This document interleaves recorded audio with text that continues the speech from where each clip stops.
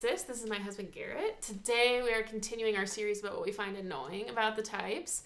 Today we're doing the ISFP, which is Garrett's type. So, so much to say, really. It's going to be a long video. Just 4-part series. 4-part series. 3 hours of what's annoying. I'm just kidding. Yeah, so in this series, it's just kind of a tongue-in-cheek title. Mostly it's just about growth advice. I mean, something I say is that if you learn about typology and it makes you hate certain types more, you're doing it wrong. I think like an example that I have is introverted thinking, and people used to bother me a lot until I learned what introverted thinking was, and now I have actually a lot of respect for it. So I think that's something that, I think should happen if you really understand typology. So it's weird because when we get to our own types with him being an ISFP, I want to be so fair. So I'm like, okay, I don't want to go easy on this type because I want to be fair. But then I'm like, what if I go too hard? And then the ISFPs that are watching it, what if it's too hard? So I'm going to try so hard to be fair. So like with all the types, I've been doing 4 points for the first cognitive function, 2 points for the others. So hopefully it's fair. So we started with talking about what we love about the type. I think ISFPs are so fun. I mean, I'm like married to one, so I don't think I've ever found an ISFP I didn't like. I mean, I obviously have a thing for ISFPs. I mean, I love the function introverted feeling in general. I love INFPs. I love ISFPs. It's just so real. It's a very refreshing function, in my opinion, like for my preferences. And I love the SE. I tend to like NI third, I think. There's a lot that I like about ISFPs. Super fun, but you get a deep side. I feel like pretty well-rounded in a lot of different contexts. What do you like about ISFPs? I actually have sort of a hard time with ISFPs. I don't know if it's just because we're the same personality, but I'm like, we're so similar that I don't know what to talk about or what to do around you. I like that a lot of them are, I mean, it's a stereotype, but into music. So I like that a lot of them are artsy in some way, shape, or form, whether it's through fashion or art. Like your shirt? Show them your shirt. Show them the fit. Show them the fit. It's a smiley face. But I love the artistic side of ISFPs. Also, I feel like there's some ISFPs that have some sweet tattoos, which I like. Yeah. So like that's one thing especially. I do love the ISFP aesthetic. I love guys with longer hair. I guess you're not showing it in this video, but I love the style. I like tats. Yeah, good stuff. I love the emotional musician vibe. I'm all about that. Yeah, it was so cute. He's not going to like that I just called it cute, but these 2 ISFPs, so it's Garrett, this other ISFP, and they both play electric guitar, and this ISFP comes up and says, I just wanted to tell you did a really good job playing electric guitar. It sounded sick, man. And then Garrett's like, thank you. And then they both just stood there smiling, and you could tell they wanted to talk to each other, and you could tell they liked each other, but they were just kind of quiet and awkward. Just sort of staring at each other. And I'm just standing there like, nice, yeah. I'm trying to say something, anything. Yeah, that's pretty cute. Okay, so mistypes. Oh yeah, mistypes. If some of this stuff that we're talking about doesn't resonate with you, it can be common if you're new to, like if you've just taken one test, it can be common to mistype. Often we found 1 letter off, so if you tested as an ISFP, maybe check out the ESFP or the INFP, ISTP or the ISFJ. Check out all those 4 and see if one of those resonate more, if this doesn't. Yeah. Yeah, for sure. Yeah, so real quick, okay, so we're going to have some functions on the screen. I want to just real briefly talk about the definitions of the functions, real briefly, just for those who don't know. So the first function is introverted feeling. It's abbreviated FI, which I've got written there. It's kind of the opposite. So the word introvert means to turn inward. So it's basically what's going on internally. And so it's going inward and focusing on your feelings. So it could be feelings, it could be emotions, it could be morals, ethics, it could be convictions. It's really just how things strike you. And it's a very internal function, so it's not always big displays of emotion all the time, but it's a focus it's a knowing of what you feel. Once your first function, it's like no. Their second function is extroverted sensing. So extroverted means to turn outward, so it's kind of external, stuff that's happening externally. And then sensing are like your experiences. So it's like, what are you experiencing right now? And if you're turning outward to experiences, it's very present, because when you're tuning into your external experiences, that's kind of just by definition what's happening right now. So it's a very present function. If you use extroverted sensing highly, it means you really enjoy it. So you find like a relishment, and sometimes an overindulgence, like really enjoying the senses. So this could be food, this could be fashion, this could be music, any type of sensory thing. The higher up it is, the more you really enjoy that type of thing. The third function is introverted intuition. So you're turning inward, and intuition is the opposite of sensing. So if sensing is what you're experiencing, what you've experienced through your senses, Intuition is things that you have not experienced. So that could be a few different things. That could be the future.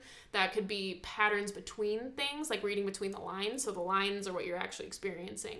And then in between the lines, like kind of the subtext, the meaning, what's going on behind the curtain, those are things that are kind of like intuition-y implications. And then the fourth function is extroverted thinking. So it's turning outward to the external world with thinking criteria, like logical criteria. A lot of times when you think of like logic, it can have to do with metrics, not exclusively. But so that can be like money is an external metric, time is an external metric. So it's like, how are we as a group on our Q2 goals, or how productive are we being as a group, or how's the time management, or managing my to-do list. That's kind of an external logical criteria. So it can be efficiency, productivity, that sort of thing. So yeah, those are their functions, super briefly. So now we're going to get into what we find annoying with the ISFP, function by function. You want to start, Gary? You want to find something annoying with introverted feeling? I've noticed bad FI. Again, we're talking about unhealthy types. Maybe you won't see this in yourself, but just look for certain areas. FI can be prideful. It can be like, I put self-centered, like a me over we. A me over we, or a me over you. So their FI is thinking about its own feelings, but it can often do that to the neglect of how other people are doing. Like FE is very low for, so. Fifth. Mm-hmm. Yeah, I do kind of notice some of that. I wrote it down as like stubborn. But one thing it can be is when you have a strong conviction about things, a moral conviction. To change your moral conviction feels wrong because you think you're doing the moral thing, and then to change it would be immoral. And so when someone has a moral conviction about something, it becomes so hard to change their mind. It's particularly stubborn. The thing about introverted feeling as well is that it's a introverted function, so sometimes it's hard to communicate. Sometimes, like, you and I will be in arguments, and you have a strong conviction about something, and it takes kind of a long time to really flesh out and communicate fully what the conviction is in the first place, and then where the disagreement is. So yeah, I do get some kind of stubbornness, prideful. You can get some of that, like, I'm virtuous, you're not virtuous. Yeah. Sort of this thing. Yeah, like a self-righteous sort of thing. Yes. And you brought up one thing I was thinking. It doesn't annoy me as FI Dom, but illogical. I think, like you've mentioned, or I think people have meant, like, FI Dom can be illogical because, like, your extrovert thinking, your TE is so low, and you're not really thinking in those terms when you're making an argument. At least I don't when I make an argument. I'm thinking of what are my beliefs, what are my values, what are my gut feelings about this, but I don't have to explain it. I'm just gut feeling, which I could see being really annoying to someone who's logical and would think through something. Yeah, the belief, like, I don't have to explain myself, I feel like it's very FI dominant. Like, it's just obviously right. I don't have to explain myself. You don't have to explain morals. They're just obvious. They're self-evident is kind of how FI feels about them. Yeah, like, in arguments sometimes, like, I'll try to get a deductive thing. Okay, so you think this, which, and then this and this, and I'm trying to get some sort of, it doesn't have to be, like, perfectly deductive, but I'm just trying to get, like, what, how did we get to this point? Like, what is this? And the argumentation style is just like, this is the correct belief, and I will say anything necessary to get you to this belief. And if you'll say anything necessary to get to this belief, there end up being contradictory things. Okay, this gets you here, and then here's this contradictory thing. If we slant it this way, it gets you here. And you're like, you just contradicted yourself in 5 minutes. That happens a lot, this contradicting within 5 minutes. That I'm like, it can be rough sometimes, yeah. But I love it. But even so, FI Dom is still my favorite. I was going to say issues communicating beliefs, and I was going to say strongly held beliefs, like super strongly held beliefs, but then flip-flopping to a very strong belief. Like, I don't find that FI has a lot of middle ground. It's not like, what's a moral issue? Just name some moral issue. Like, I'll just say abortion. Like, this is a terrible, I don't want to make it about this, but let's say strongly for abortion and then flopping to be strongly against. It's not like a middle ground. I don't see FI being like, I'm kind of for it, but kind of not. I see FI being like strongly for, strongly against. And what I noticed is some flip-flop. It doesn't happen very often, but like you, for example, vegan for a few years, super strongly vegan for moral reasons, for health reasons, super strong. He would get into arguments with people sometimes about, you gotta be vegan. And then one day, over time, he starts getting into working out more, and all of a sudden protein's more important and different protein sources, and all of a sudden we're not vegan anymore. not shoving it down people's throats. I actually think that might be where vegans get the bad stereotype is. Yeah, FI can be very black and white, which can be annoying. I do find that FI users don't believe themselves to be black and white, but I find them to be black and white still. Yeah, especially when it's not balanced with SE, which we'll get into. SE is more experiencing the realm, and SE is very open to possibilities because it's experiencing the here and now. It's not like a judging function. So if you don't have SE enough, then you're just stuck in sort of this NI-FI, I'm right loop. Mm-hmm.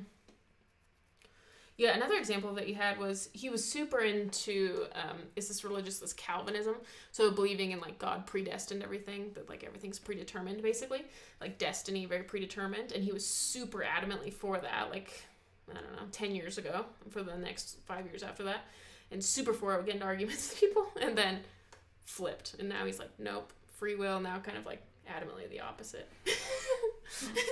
So it takes a while to flop the belief, but then it gets hard because I was always middle ground. I was I don't know, how do you know? I don't think we can really know. And so I was always kind of like middle ground about it. Like, how do you know? Not middle ground, but like how we couldn't know. We can't know or whatever. But he's like, nope, we can know. This is how it is. Okay, extroverted sensing. I wrote down not prepared as you could be sometimes, like winging it. Oh, I forgot one FI point. I'll do this one, but I need to go back to that FI point. It's kind of important. So it's like enough extroverted sensing to be like, oh, we don't need to be prepared. We'll just wing it. We're improv. We can just do it. Because SE can be pretty good with improv. But then it's like not enough SE to actually be able to successfully wing it. And so you get this like unpreparedness, like, oh, I don't need to practice the guitar.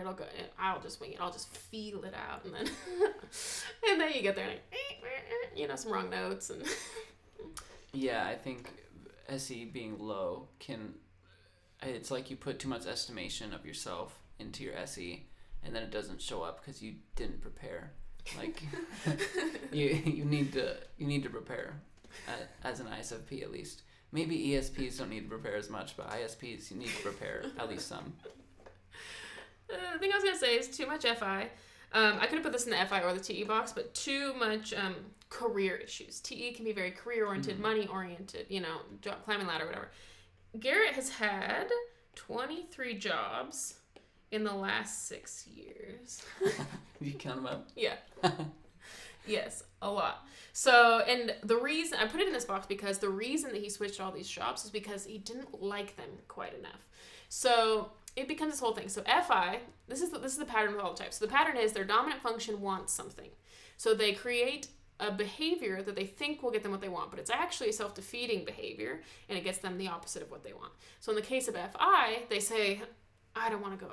It might not be this specifically, but this is an example. I don't want to go to college. I want to do the authentic thing. I want to be a musician. I don't need to go to college or whatever. So then they're working on being a musician, and so they don't go to college. The behavior is they're like, I'm only going to do things I like. That's kind of the ethic. I'm only going to do things I like. So they don't go to college. They're working on being a musician. Maybe not quite enough TE to actually put in, the work to actually become a successful musician. But by mouth, they say that they want to be a musician or whatever. So then there's going to be this interim time. So you're not a successful musician right now. You want to be a successful musician later, let's say. In the meantime, you're going to have to work other jobs to kind of make ends meet. But you didn't go to college, so the pool you have to work from is then not very big. And so then you end up doing a lot of things you don't like. So you didn't go to college because you only want to do things you like, but that turns into 23 jobs that you don't like. So he's had a bunch of construction jobs, a bunch of coffee shop jobs. Some he's liked more than others, but a lot of these jobs he did not like. Yeah. Yeah, and all of these functions that we talk about are on an axis. So ideally you're finding balance between the functions. So FI without enough TE you don't ultimately get what you want. Like we've talked about sort of the self-defeating if you're only in one part of it. Mm-hmm. Like trying to get what you want with your FI, but without using any TE, you ultimately just wind up not getting anything and getting what you don't want, which is, maybe not enjoying your career because you didn't have enough TE to actually do what would get you to where you want. So, yeah, lacking balance. Yeah. Yeah, I find that what people find annoying with people a lot of times is too much of their first function, because people think, okay, I love my first function, I'm going to do so much of it. But the reality of it is, you cannot, in my experience, you cannot get what your first function wants without including that fourth function. It's like impossible to get what your first function wants with only your first function. And I think that's something that people can see in other people but tend to have a hard time seeing in themselves. Yeah. What do you have about extroverted sensing? I've noticed can only be interested in the physical realm. This isn't all the time, but sometimes. Like I feel like it's a stereotype for ISFPs to be addicted to drugs. Like there's a way of like escaping into the physical realm and avoiding the rest of life, like maybe the emotional sphere, or like the spiritual sphere, by only focusing on physical, whether overconsumption of drugs or like addiction or some way of specific sensing, but that's avoiding the rest of your life. If that makes sense. That's interesting. Yeah, I was going to say with extroverted sensing, it's usually, the thing about it is that maybe there's not enough extroverted sensing. So, like, I wrote down, so we're, like, in the middle of moving right now. That's why the shelf's not up here anymore. We just cleaned out the house or whatever, so we're moving. But the thing about it, like, we just packed a truck. And it reminded me, you've gotten so much better about it before, but when we used to move, he would, like, we'd like pack a truck and things are hanging out and things fall out of the truck. Essie's like, oh, it'll be fine. I'm like, I'll just drive slow. I'll take the bumps easy. Inevitably something falls out and I break one of our objects. Yeah, classic. It's like that. Classic. Essie second. You can put a lot of too much faith in your Essie. Because you want it to be good, but it's not there. Yeah, not enough. Yeah, it's like packing trucks. The thing I noticed yesterday, I looked at his water bottle. I took a drink of his water bottle, and I'm like, this tastes really weird. He's like, yeah, it's kind of moldy. And I was like, what? I'm like, kind of moldy? I look inside his water bottle. It's black. The whole inside is rimmed black. It's a blue water bottle. You can't see a speck of blue. It's all black. He's like, yeah, I tried to. But there's a rim at the top where you can tell he tried to clean it. But it's like, so the water bottle's like this big, and it's like this much. So I have a new water bottle today. Oh, yeah. So then we talked to the ISFJ. How do we clean this out? And the ISFJ told us to use bleach. So. Instantly knew. I was very impressed. Instantly I'd knew. been trying to do that for a long time. Mm-hmm. Yeah. Anyways, next point. That's... Okay, what do you got to say about NI? Okay. This is for both ISPs, ISTPs also. Analysis paralysis, I've noticed. So getting stuck in what are you going to do in like day-to-day life, like analysis paralysis, by getting like, what do I want to do for dinner, or what do I want to do right now, but also in life in general on a bigger scale, like what do I want to do for career, and just stuck in analyzing all the options of what I want to do for career. I've noticed, I mentioned this in the ISTP one, I think, but like marriage also, like, do I want to be with this person? I don't know, and they've been thinking about it for like 5 years. Do I want to get married to this person that I've been dating for so long? And this is analysis paralysis, and I have noticed. Mm-hmm. Yeah, I've noticed, like, in arguments, like, sometimes, I don't want to call it arguments, but, like, in serious conversations, I've noticed with ISTPs and ISFPs, sometimes there's this shutdown, like, become mute. Mm-hmm. I'd heard in certain marriage books, people talk about the concept of stonewalling. It's just, like, you're just, like, all of them. And you talked about, you just feel that you're just, your mind goes empty, you're mute, and it's like all the senses shut off is kind of how I seem it to be. It's like all of a sudden he's very not present and like mute, and it's not that even things are actually it's gotten a lot better now. I think actually we read this book, so it's called How We Love, and they talk about, I think it's 5 or 6 conflict styles, and one of them is called the avoider. So in conflicts they might avoid, so they might try to leave the situation. Even if it's not serious at all. It's this heightened idea, thinking that things are maybe more serious and more dangerous than what they actually are, so then they try to leave any type of serious conversation. Yeah, ISPs seem to be classic avoiders, like shut down quickly. I think it's just that relying on your NI so much, or getting so much into that, takes away your SE, whereas SE is good in the moment, like, okay, we're having a discussion, so I'm going to be present and fully engaged in this, is what SE is good at. I think ESPs are probably a lot more expressive in arguments and discussions. Like they're going to be present and bring all of themselves and their thoughts. Whereas if you're relying so much on your NI, you're stuck in, my SE is just failing. I've lost my senses. So I've noticed that with ISPs. Yeah. I think there is kind of a strong correlation between ISFPs also being Enneagram 9s, which he does happen to be an Enneagram 9. So you get kind of this, the Enneagram 9 concept of sloth. That's kind of hard to get the ball rolling. I kind of correlate that with NI third. So hard to, or with SE second. I mean, either way, kind of same difference. Yeah. The other thing I was gonna say is there's this NI snowball effect. There's like a snowball effect fallacy that's like, if this happened, then this will happen, then this will happen, then this will happen, then this will happen, then this will happen, and then we die. And I noticed that with ISTPs and with ISFPs. I noticed it about different issues with the two types. With ISTPs, I notice it more with government. This will happen, this will happen, this will happen. With ISFPs, like I'll notice it like in arguments sometimes, and then you're like, if you always do this, then this will always happen, and then this will always happen, this will always happen, and it becomes, you're like, whoa, this is like, this is a way bigger, like I've committed a really egregious sin at this point. It's like, wow, I killed us. Yeah. Yeah, so I think sometimes it's like a pessimistic view of the future. Yeah. Like really bad implications for things. Yeah.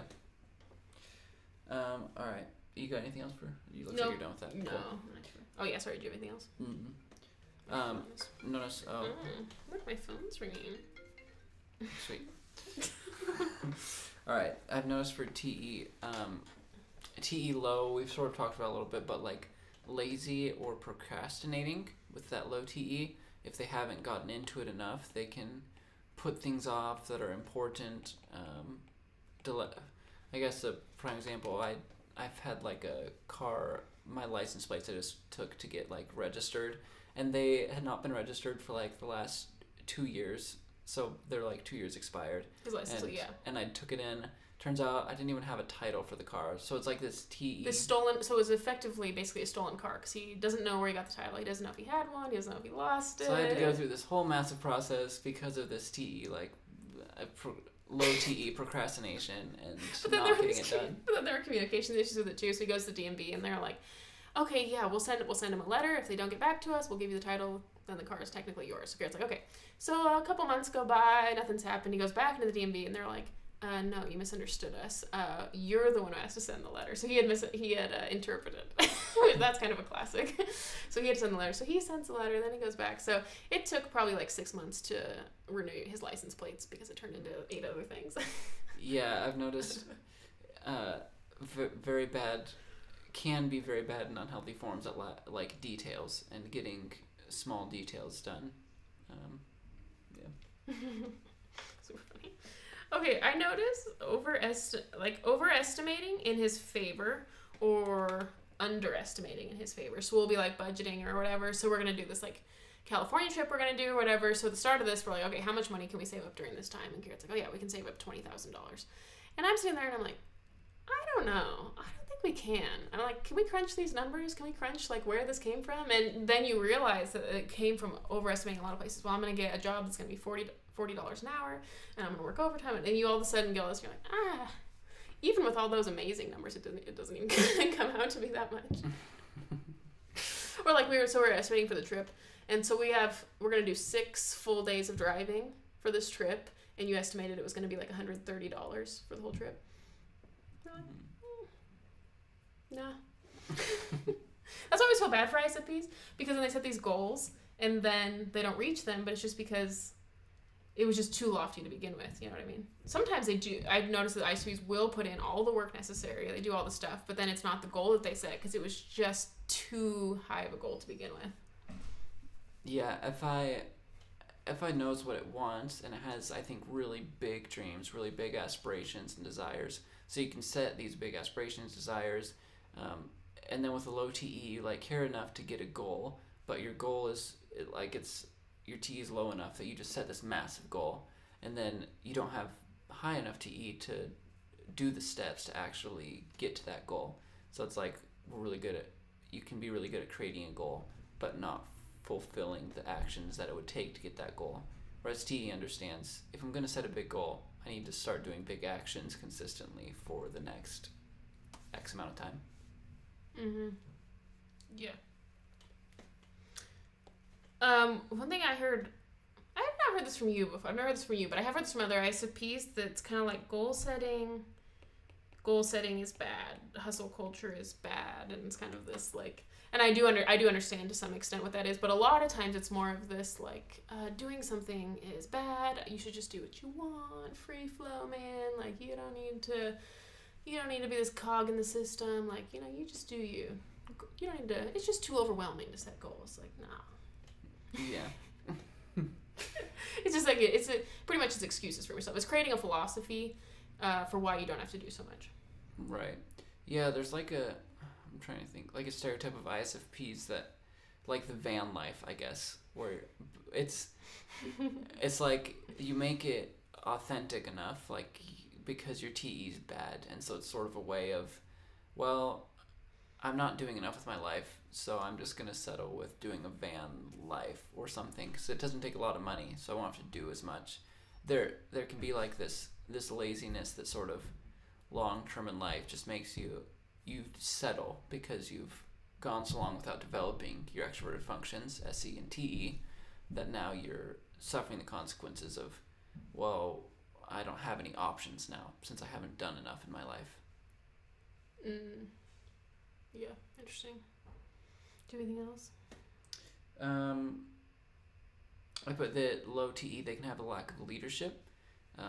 So I think ISFPs can make great leaders if they get into their TE and SE, but it takes a lot of intentional work, and so they can be bad at leading others. Like I think for a lot of ISFPs, it's not even on their agenda, I guess, to be a leader, because they're just thinking about themselves, and so FI driven. But yeah, yeah, that's about all I got. Nice. How do you feel after all that? Do you feel roasted? A little defeated. Do you feel defeated? Not done. No. Oh, wow. Okay, let's puff it back up here. Okay. I love ISFPs, like I said. Especially when you get people that are well-rounded. I just love everyone that's well-rounded. I think a lot of these traits they're not present in every ISFP. I mean, a lot of the ISFPs I know, some of these traits are not present in them. Like a lot of these traits, like in your case, are very past-oriented. Like a lot of these are not the case anymore. And so it's just a matter of like healthy to unhealthy. So it's not like this is not like fatalistic. It's not like, oh, you're an ISFP, you will have all of these bad things, you're a bad person. Like I think that ISFPs might tend to like question, are they a bad person? I think that's FI is like, am I being moral or not? And so I don't want to, you're a bad person, you're an unproductive person, Mm-hmm. Like I love ISFPs, I think. And like we talked about, like just some of the creativity. I did hear one person say that ISFPs are the most unique of all the types. A lot of in their explanation was like a lot of people might say INFPs are the most unique, but then they were saying that like SI might to some extent hold the INFPs back, whereas the ISFPs, a lot of these functions aren't super go with the groupy. Like kind of none of these functions are super go with groupish. Mm-hmm. What's your biggest advice for ISFPs to grow? Yeah, I think just to work into that extroverted sensing and to make it more nuanced, and for it to not be an excuse for why you don't need to do things, but to make you like, it's super energizing. I think like one thing that you've done is he's become really good with having like kind of these energizing smoothies in the morning, and that's something that like really helps with the SE energy, being really health conscious. And you've really worked on like extroverted thinking. I mean, it kind of works out that we have balanced each other out in different ways. So I'm super goal oriented. So you've helped me. So I've helped you in that way, and then you've helped me with my like SE and FI. Yeah. And I think having goals is super important. And to maybe sit down with someone who's got some better TE and just be like, is this a realistic goal? Okay, this is what I want to do. I've actually coached I think 3 ISFPs on like, okay, you got this goal. Okay, let's make it realistic. When do I think you could actually achieve this? What would you need to do? How often do you want to work on stuff like that? And I think that's really good for ISFPs to have a goal that's realistic. That's kind of the big hang up, I think, and to consistently work on it. Yeah, one of my biggest advice, I've had a few, the biggest growth I've seen in my life is from some mentors. So I've had like a best friend ESTP and a mentor ESTJ. So both one leading with dominant sensate or SE and one leading with dominant TE, and that helps to get.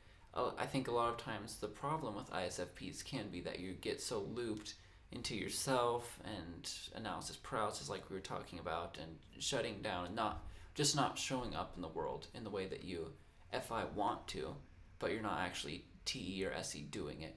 So whereas SE is really good at showing up, being present in the moment, not shutting down in arguments or discussions with people. It's very present. And then TE is very good at your FI. You have an FI vision, like you already have something that you want because you have dominant FI. So you definitely have goals and you have desires, but develop your TE, find some TE mentors if that's what it takes to help plan with you, some TE steps, and just start sticking to steps and work towards those FI dreams and goals. Because that'll make you a lot more happy in the long run. Yeah.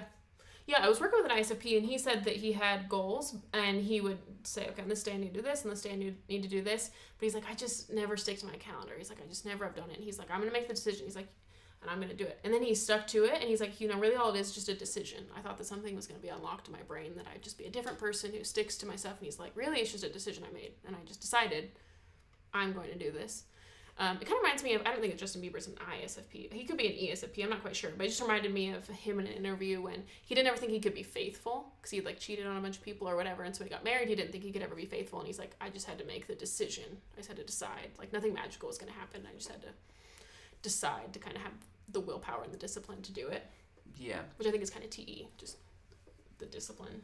Yeah, it's like the purest form of each of the functions is when it's balanced the best. So, for FI DOMs, the purest form of your goals and desires is when it's actually balanced with the action to fulfill it. If you truly want it enough, like you say you do, if you truly want those big desires and goals, then you're going to do it and you're going to take steps to do it. So, just do it. Nike style. Nike style. Yeah, what a good SE kind of TE. But yeah, just do it. Yeah. Nice. Fun fact. I read an article years ago that said ISFPs were the best at sex. Garrett loves that fact. I bring that up to her all the time. He brings that up all the time, yes. So you can feel good about yourself. Yeah, it's a great way to end the video. Yeah, it's a great way to end the video. Nice. Okay. Yeah, thank you so much for watching this video. We'll see you guys in the next one. See ya.